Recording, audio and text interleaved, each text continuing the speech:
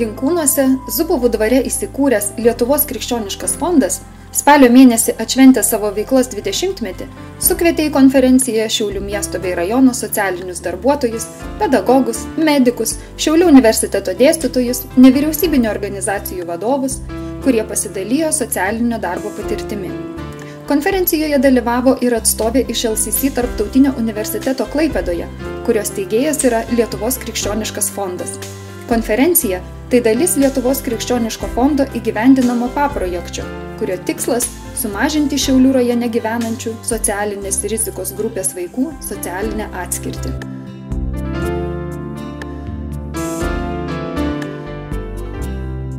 Pranešimą apie pavojus socialinėme darbe skaitęs Šiaulių universiteto dėstytojas, socialinių mokslų daktaras, docentas Artūras Blinstrubas, konferencijos dalyvius ne tik perspėjo apie socialinėme darbe tykančius pavojus, bet ir nurodė, kaip socialiniai darbuotojai galėtų efektyviau spręsti socialinės problemas. Jeigu norite, mes atvirai pasakysime, mes esame laimingos, kad jos išmoksta išsiplauti plaukus.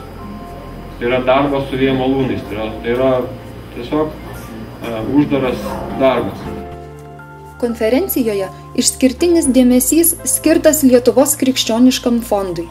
Viena iš prasmingiausių LKF veiklų įvardyta fondo įgyvendinama socialinė programa.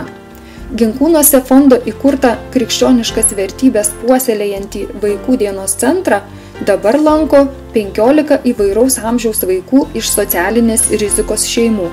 Vaikai centre maitinami, lavinami, ugdoma šių vaikų dvasinė ir emocinė savimonė. 20 metų jubiliejaus proga norisi savo ir šiai organizacijai palinkėti, kad iš tikrųjų dirbdami mes nenutoltumėm nuo tų uždavinių, kuriuos išsikėlėme prieš 20 metų, sėdėdami, galvodami, melsdamėsi, žiūrėdami, stebėdami tą socialinę švietimo situaciją Lietuvoje.